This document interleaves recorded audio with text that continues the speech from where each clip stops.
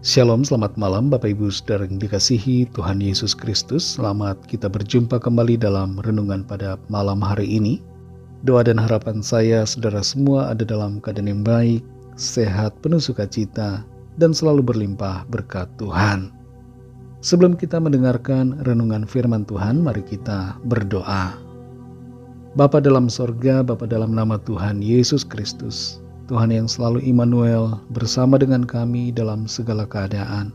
Kami bersyukur untuk penyertaan Tuhan di sepanjang hari ini. Tuhan sudah menolong kami dalam segala aktivitas kami. Pada saat ini kami mau mendengarkan sabda firman-Mu. Urapilah kami Tuhan supaya kami mengerti dan sungguh mentaati apa yang menjadi kehendak-Mu. Dalam nama Tuhan Yesus kami berdoa. Haleluya. Amin. Saudara yang dikasihi Tuhan, ayat firman Tuhan saat ini terdapat dalam Injil Markus pasal 3 ayat 28-29. Tertulis demikian. Aku berkata kepadamu, sesungguhnya semua dosa dan hujat anak-anak manusia akan diampuni. Ya, semua hujat yang mereka ucapkan. Tetapi apabila seorang menghujat Roh Kudus, ia tidak mendapat ampun selama-lamanya, melainkan bersalah karena berbuat dosa kekal. Saudara yang dikasihi Tuhan, ada pepatah Jepang mengatakan, Waruguchi wa yanagi nikase. Perkataan yang buruk seperti angin yang menerpa pohon wilau. Makna dari pepatah ini adalah bahwa setiap orang tidak perlu memperhatikan atau terganggu dengan perkataan yang negatif, namun tetap fokus dan melangkah maju. Sejak dulu sampai sekarang, ada begitu banyak orang yang menghina, menghujat Tuhan Yesus Kristus. Tapi Tuhan tidak terganggu dengan penghinaan dan hujatan mereka. Ia tidak berubah keilahiannya hanya karena hinaan manusia. Dia tetap Tuhan, Dia tetap Allah, Dia tetap Juru Selamat. Sebagai orang yang percaya kepadanya, kita pun tidak perlu terpengaruh ataupun terintimidasi secara emosional dengan hinaan dan hujatan orang kepada Tuhan Yesus. Yang kita perlu lakukan adalah mendoakan mereka supaya mereka bertobat. Kembali kita perhatikan Markus 3 ayat 28-29 ini. Di situ tertulis, Aku berkata kepadamu, sesungguhnya semua dosa dan hujat anak-anak manusia akan diampuni. Ya, semua hujat yang mereka ucapkan. Tetapi apabila seorang menghujat Roh Kudus, ia tidak mendapat ampun selama-lamanya, melainkan bersalah karena berbuat dosa kekal. Dalam ayat ini kita baca tentang peringatan yang sangat tajam, peringatan keras kepada orang yang melakukan dosa kekal, dosa yang tidak terampuni, yaitu dosa menghujat Roh Kudus. Di sini Tuhan Yesus menyatakan secara jelas bahwa semua dosa dan semua hujat dapat diampuni. Ini berarti bahwa setiap orang berdosa memiliki kesempatan untuk mendapatkan pengampunan Tuhan. Mengapa semua dosa diampuni? Karena Tuhan itu maha baik, maha mengasihi, dan Ia sudah mengorbankan dirinya sebagai korban penebusan dosa. Namun kenyataan bahwa semua dosa diampuni, jangan membuat kita berpikir bahwa saya mau melakukan dosa saja. Saya mau hidup dalam dosa. Saya mau hidup menuruti keinginan saya. Karena toh semua dosa dapat diampuni Tuhan. Pemikiran semacam ini salah besar. Kalau kita bertindak demikian, kita bisa-bisa menuju kepada kemurtatan. Hal yang terpenting dari pernyataan Tuhan Yesus di sini adalah tentang dosa menghujat Roh Kudus yang tidak akan pernah terampuni. Apa maksud dari dosa menghujat Roh Kudus?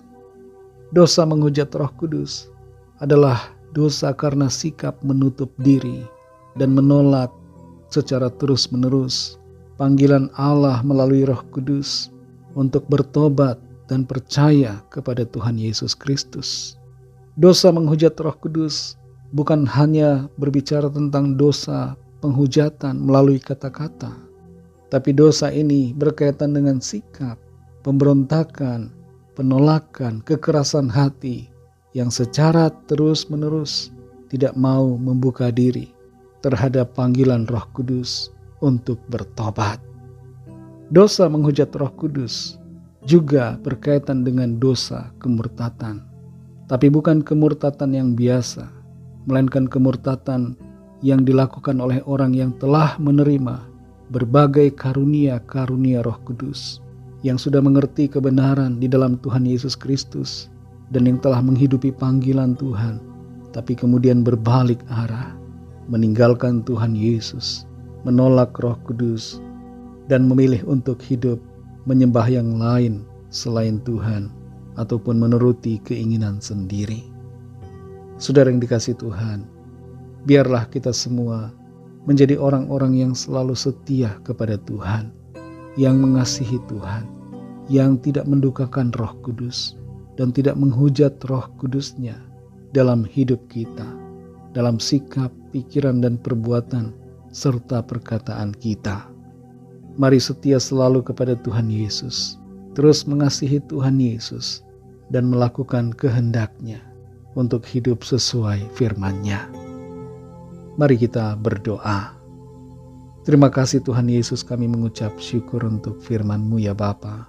Kembali kami dituntun, diajar, diberi pengertian untuk menjaga diri kami, menjaga hidup kami dari sikap menghujat Roh Kudus. Jamahlah hati kami Tuhan, lembutkan hati kami selalu, agar kami menjadi pribadi-pribadi yang menghormati Engkau, mengikuti tuntunan Roh Kudus-Mu, tidak menyimpang ke kanan atau ke kiri, tidak menyimpang dari jalan-jalan-Mu, tapi senantiasa hidup menuruti kehendak-Mu. Kami mau menguatkan hati kami, menguatkan iman kami untuk selalu teguh percaya kepada-Mu Tuhan Yesus. Terima kasih Bapa. Berkatilah kami di sepanjang malam ini, berikanlah kami tidur yang nyenyak, lindungi kami, naungi kami dengan kasih dan kuasa-Mu. Kami bawa kepada-Mu Tuhan setiap pergumulan kami masing-masing, setiap permohonan doa yang disampaikan. Biarlah Tuhan melawat dan menyatakan kuasa pertolongan-Mu bagi setiap kami. Berkatilah bangsa kami Indonesia dan juga semua bangsa di dunia ini. Curahkanlah lawatan-Mu ya Tuhan, agar setiap orang dari segala bangsa percaya kepada-Mu dan menerima anugerah keselamatan. Ampunilah kami akan dosa kesalahan kami, seperti kami juga mengampuni orang yang bersalah kepada kami. Segala puji, hormat, syukur hanya bagi-Mu. Dalam nama-Mu yang kudus, nama Tuhan Yesus Kristus, kami sudah berdoa dan mengucap syukur. Haleluya. Terimalah berkat Tuhan. Tuhan memberkati engkau dan melindungi engkau. Tuhan menyinari engkau dengan wajah-Nya dan memberikan kasih karunia. Tuhan menghadapkan wajah-Nya kepadamu dan memberikan damai sejahtera. Berkat anugerah dari Bapa Surgawi, kasih karunia dari Tuhan Yesus Kristus, dalam persekutuan dengan Roh Kudus, menyertai kita semua, sekarang ini dan sampai Maranatha Tuhan Yesus datang kembali, dan bahkan sampai selama-lamanya. Dalam berkat nama Tuhan Yesus Kristus, haleluya, amin.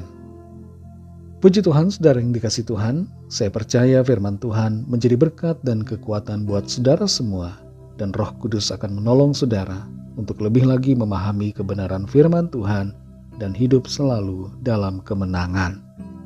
Tuhan Yesus memberkati saudara semua.